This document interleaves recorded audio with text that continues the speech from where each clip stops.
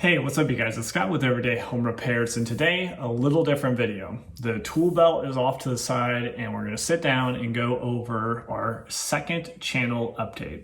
And this is just to show you a little bit of behind the scenes of a channel like this. What kind of revenue, what kind of views, how many subscribers, how's that growth over time. So this video is really just meant for a small part of the subscribers of Everyday Home Repairs. So if you're all about fixing your home and saving time and money, and you really connect with those type of videos, that is Everyday Home Repairs. This is just a little bit of an exception where there are a few subscribers that have been growing a YouTube channel themselves or just interested in this type of thing, and they've reached out and really wanted to know a little bit more on what's going on with the channel. So I have a few slides to share with you, so I'm gonna kind of be looking at my screen and up and down, so bear with me. But for most of this video, I'll really be focusing on these slides to help us walk through the progress we've seen here in 2020. All right, so what we'll go over is a channel update and just give you some of the basic metrics behind the channel and show you the growth since the last update, which was about 9 months ago. What lessons learned? So over those 9 months of additional publishing of videos and just really learning with the process, which is a continual journey, how do I distill down those lessons learned? And then what's next? We do have some cool things on the horizon I'm really excited about, and they are going to be quite a bit different than what they have been in the past. So we'll go over those and share those with you guys as well. All right, so going into the recap, if we look back January 10th, 2020, when we put out the first video, the channel, at that time, the channel was about 2 years old and it had 3,200 subscribers. The monthly rate of views at that time was 77,600, so almost 78,000 views per month. And that translated to $859 in revenue. That is not just from YouTube ad revenue, which is really the revenue that comes from the ads that predominantly come before the video, but might be throughout the video, or might be a little bit of a pop-up ad or an ad on the sidebar. So that's any sort of ad revenue that would come from viewers seeing ads during your videos. But it also includes any affiliate commissions. So if there is a link in the description clicking you out to a product or tool that's showed in the video, there is some form of commission that's given for bringing that consumer to the platform. Let's say Amazon being the most popular. And at that time we had 43 videos published. So that was the overall size of the channel. And then taking that and then putting it to goals for 2020. Remember, that was at the start of 2020. I set a challenge to myself to get my revenue up to $1,500 per month and have a total published library of 90 videos. This was a stretch for me. Remember, it took me 2 years to get to 43. And then in 1 year, I wanted to more than double that. So obviously that was going to be a higher ramp rate or cadence of releasing than I had done before. So let's look at the numbers. All right, so what I'm showing you here is a bar chart. On the left-hand side, we'll label for monthly videos that have been published. So just kind of show you that frequency and rate that we're publishing. And then on the right-hand side will be the labels for the monthly view, and that corresponds to the line graph. So as shown in the January video, you'll see the last update line was there. So that's the data that we were looking at, looking back. I came out of the gates 20 videos strong, had a long lapsing period in there of over 6 months. And then the seasonality of my channel, even without producing any videos, in June and July of 2019, I started to get some progress and get some more videos. That was kind of a motivator. So I thought there might be something to this. I got past the 1,000 subscriber mark and 4,000 watch hours, which is the barrier of monetization. So I jumped in and I started to produce more. And as you can see, I started to produce a lot more and very consistent. So with the goal that I set for myself to get out those 47 videos within 2020, I really needed to release almost one per week. A little bit of a few weeks I could have off, but one per week was pretty much the cadence I needed sustained. And I have been able to do that. So looking at January, really had an awesome ramp throughout the spring. My channel does have some seasonality to it. I'm trying to fight that by also putting out content that's good for like Midwestern cold weather. And a lot of my viewers are, let's say, from the United States and seem to be go through seasons like the summer and winter seasons. And some of the outside work is really going to obviously hit in the summer seasons for the Northern Hemisphere for the United States.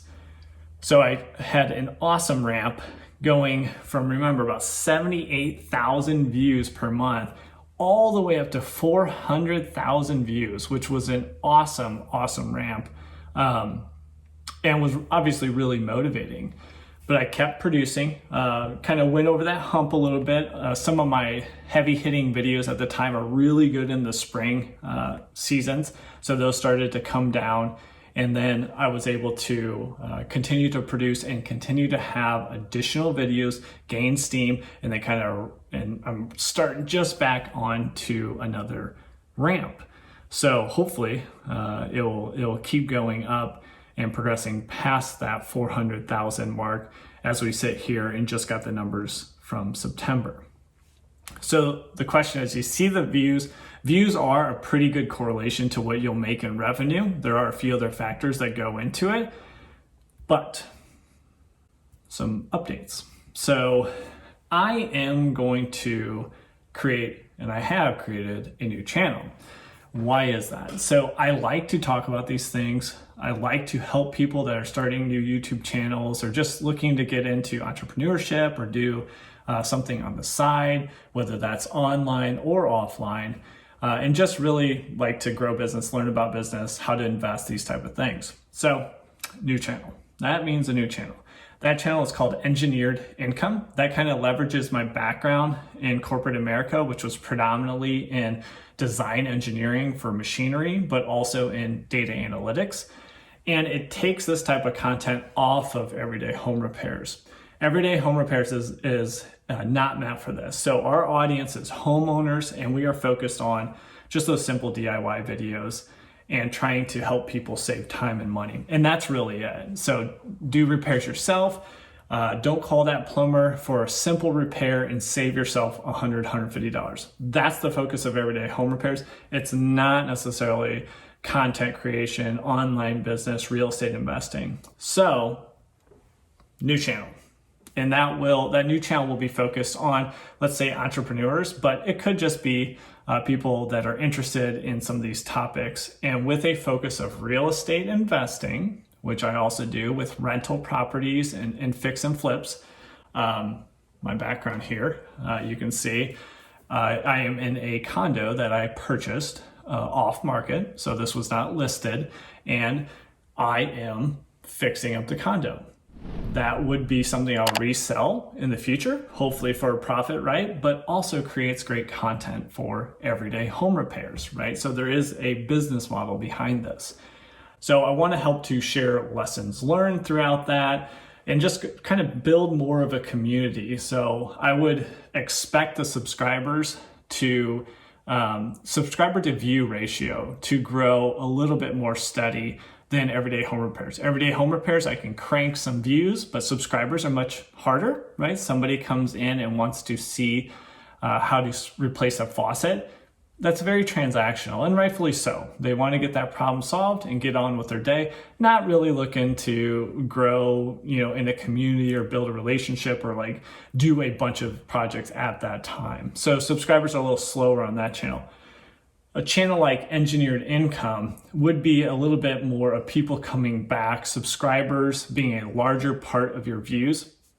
Believe it or not, subscribers on Everyday Home Repairs are only 1% of my overall views. So I have 15,600 subscribers as of October of 2020, and the subscribers are only 1% of overall views, right? So it's a very transactional relationship with people that are getting value from the videos.